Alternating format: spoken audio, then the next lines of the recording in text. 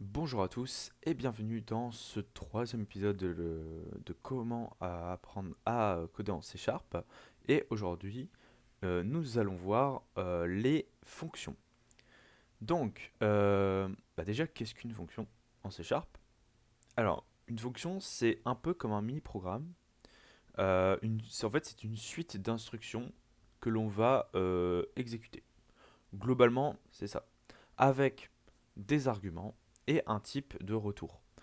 Euh, Ça peut être compliqué dit comme ça pour quelqu'un qui n'a jamais fait de code, mais en fait c'est plutôt simple et vous allez voir tout de suite. Donc, une fonction déjà, elle a... donc ça c'est une fonction, pour vous dire. Là c'est un peu spécial vu qu'elle est statique et que souvent en C Sharp, les fonctions ne sont pas statiques. Voilà. Euh, mais là, on la met statique. Ne vous occupez pas de ça, ne vous occupez pas du statique pour l'instant. On verra ça après. En gros, c'est pour enlever le paradigme objet, en fait, tout simplement. Mais on verra tout ce qui est les objets plus tard. Donc voilà. Donc une fonction a toujours donc un niveau d'accessibilité. Donc ça, on verra plus tard aussi. Donc pour l'instant, on va mettre public. On va tout mettre en public. Voilà. Sachant que si vous mettez rien, ça vous met en privé. Donc voilà. Même si vous mettez pas, en fait, vous n'êtes pas obligé de l'écrire. Mais si vous l'écrivez pas, ça vous met privé. Voilà. Donc, nous, on va mettre public.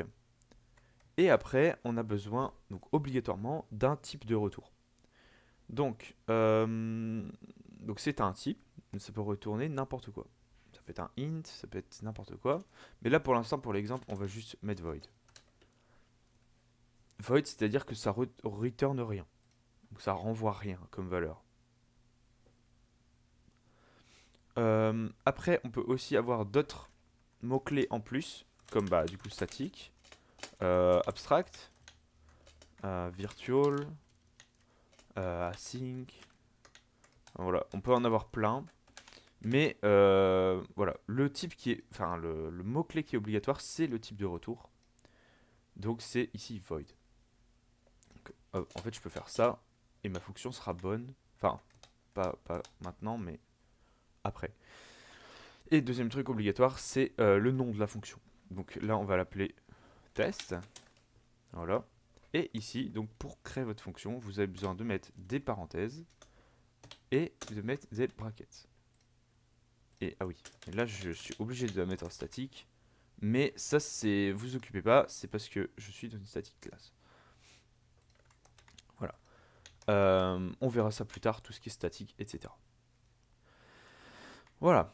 Donc, contrairement à d'autres langages, on peut utiliser cette fonction test. Hop. Alors que par exemple, je sais pas, en C par exemple, bah vous devez déclarer ça avant en fait. Enfin bref.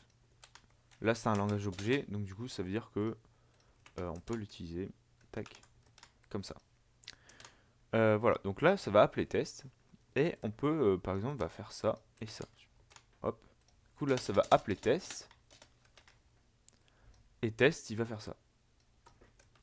Donc aussi ce qui est important dans une fonction, c'est qu'il va tout faire séquentiellement. Donc ça veut dire que si je fais test, puis après je fais merde, int a égale 0, et que je fais ça, int a, il va d'abord, en fait il va rentrer ici, il va faire ça, donc il va rentrer ici, il va faire ça, puis il va dire ok j'ai fini, il va se remettre là, puis il va faire ça, puis ça. Voilà, c'est séquentiel, c'est comme ça que ça marche en programmation C Sharp. Et même dans énormément de langages en fait. Donc voilà, donc si je lance, qui va bien, hop, voilà, vous voyez que hello world fit 0. Voilà. Donc ça c'est pour les fonctions. Donc ça c'est le truc le plus basique. Sauf que on peut faire un truc qui est beaucoup plus intéressant. c'est de return des valeurs avec, euh, le type de retour. Donc, par exemple, on met multiply. Merde, oula, voilà. Et on va mettre que ça va retourner un int. Et ici, en fait, ça nous met une erreur parce que bah on return rien en fait. Donc si vous avez void, vous n'avez pas d'erreur parce que ça return rien. Par contre, si c'est autre chose que void, n'importe quoi, vous devez obligatoirement retourner quelque chose ou, mettre une erreur. Mais ça on verra plus tard. Donc on considérait le fait que vous devez toujours retourner quelque chose. Donc ici, donc on peut par exemple return 5. Voilà. Donc c'est return 5. Ce qui est important, c'est que le return arrête le programme. Donc arrête la fonction plutôt, pas le programme entier. La fonction. C'est-à-dire que si je mets multiply, on va dire int a égale multiply, hop, et que ici on met return a, enfin voilà, il va rentrer ici, il va faire ça, il va arrêter le programme et il va return 5. Et du coup ça sera égal à 5. Donc vous allez voir que ici c'est égal à 5. Mais imaginons que là je fais, je sais pas, on va mettre int a égale 2. Ok. On va return a. Et que ici, on met, je sais pas, bah, on va mettre console.writeLine a. Voilà. Enfin, on va mettre plutôt test. Alors, vous voyez que déjà, ici, c'est grisé. Parce que ça ne se lancera pas. Et voilà. Vous voyez que ça se lance pas. C'est-à-dire que tout ce qui est derrière un return ne se lance pas. Voilà. Le return arrête la fonction. Donc ça, c'est hyper important.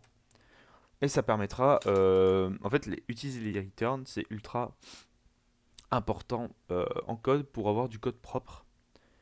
Voilà. Mais ça, on en parlera plus tard du code propre, etc.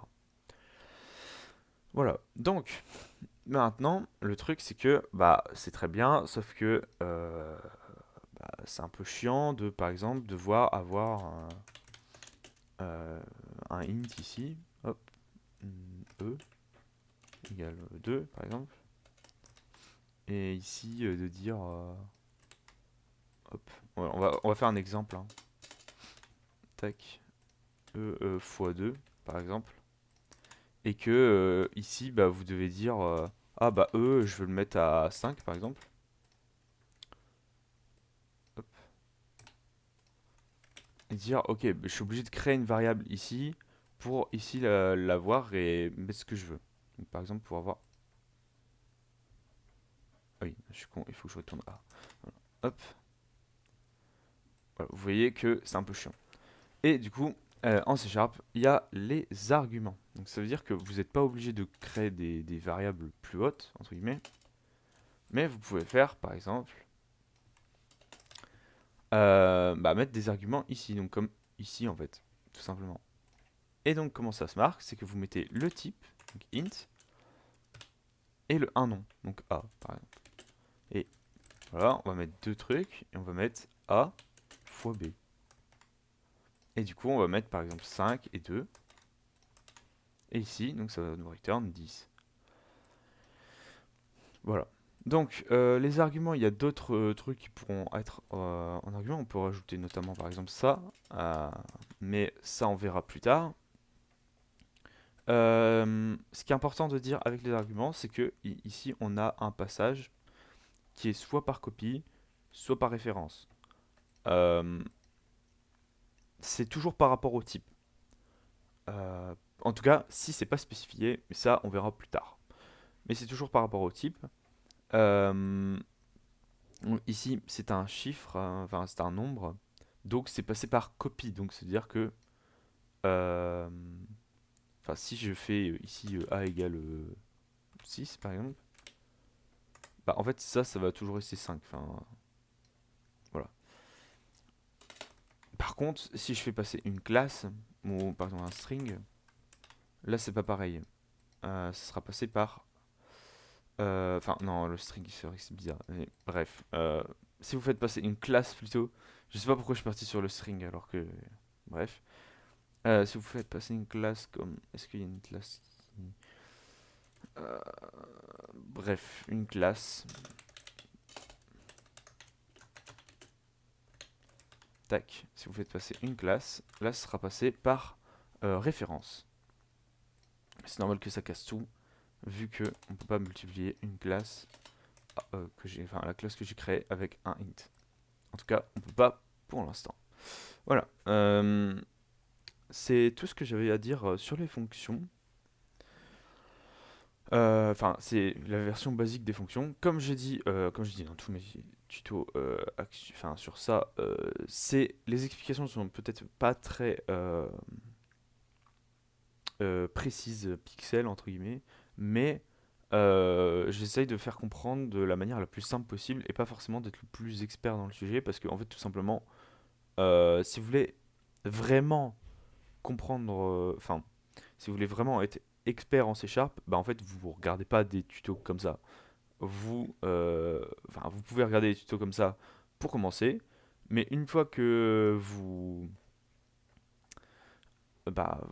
voilà, une fois que vous savez coder en C Sharp, bah en fait vous allez directement dans la doc Microsoft pour savoir exactement qui fait quoi et pas, enfin voilà. C'est pour ça que là c'est vraiment accès débutant et que des fois mes explications sont peut-être un peu dégueulasses. Voilà. J'espère que cette vidéo vous aura plu. N'hésitez pas à vous exprimer, que ce soit en pouce bleu, pouce rouge ou en commentaire. Je vous dis à la prochaine pour une nouvelle vidéo. Je vous dis salut à tous.